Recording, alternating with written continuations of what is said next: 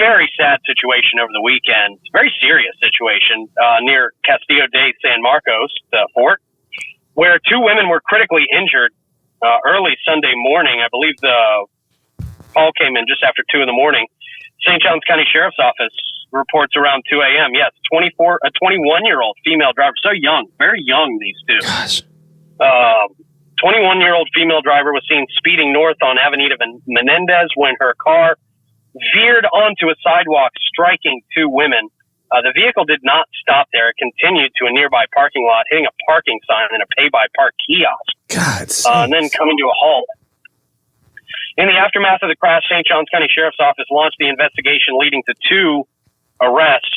The driver facing multiple charges, including driving under the influence, DUI crash causing serious bodily injuries, and a DUI crash resulting in property damage. Additionally, a 22-year-old male who was in the passenger seat at the time of the incident was also arrested. He was charged with resisting an officer and attempting to disrupt the work of first responders at the scene. I guess he got out and he was making a scene, just being belligerent out there.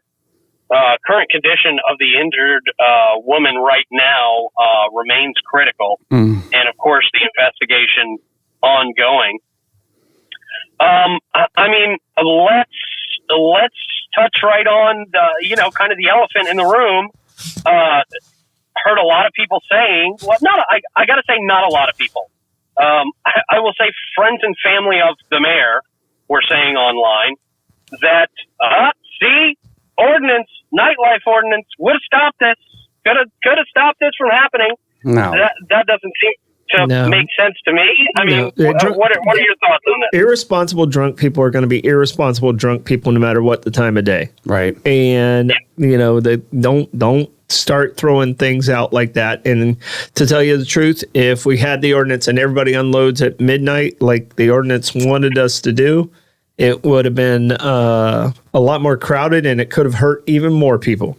Yeah, good point. So that's actually a great point. You got a lot more people there at that time. 2 hours later, a lot of people have already gone home. A lot less people on the streets. Yeah. So I mean,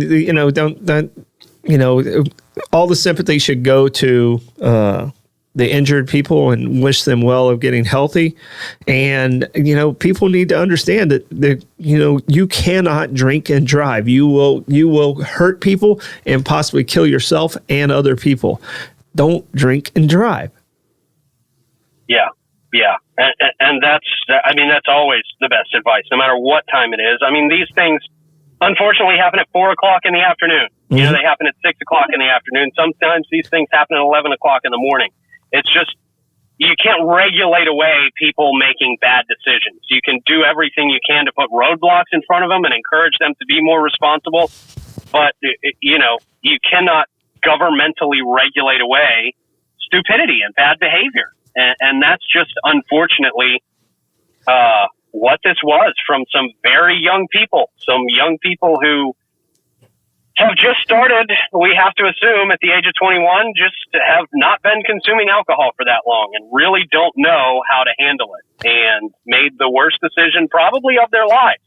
Yeah, no, and I'm sad. I'm sad for obviously the people that got hit, but we're talking about a 21-year-old that's going to face charges that'll last her entire life. Now it sounds like the other gentleman, if he'd have kept his mouth shut, he probably wouldn't have gotten in any trouble and just complied with law enforcement because he was just sitting in the passenger seat. But it sounds like he decided to let his testosterone get in the way and got himself.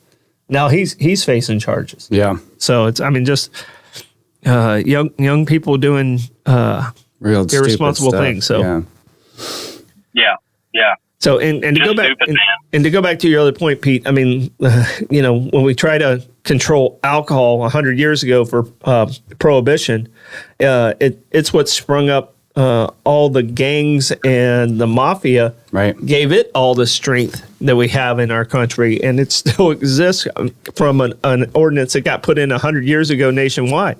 So.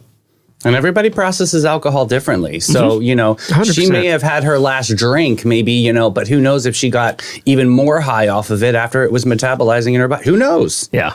And we don't. We need a special bracelet. You know what I mean? We don't. How know, do you regulate that? We don't know what all the results of the test of where she's at, because it's an ongoing investigation. So, and we're not the only city that goes through this. I mean, like, look at Louisiana. You can make all those kind of arguments too. I don't think it's a noise ordinance whatsoever. Yeah, so, or whatever ordinance it was. In Nashville, I mean, right. So every it's stinks, but that's be responsible is what you got to do. Clean it up. Yeah. So we don't know what else was in the system either. We don't know what else was in the system either. That's exactly what I'm saying. True. Well, more at play than simply alcohol. For sure. Something happened behind that wheel. Yeah. So we are praying for everybody's full recovery and safe recovery that was involved in this. Just a stupid situation. Yep.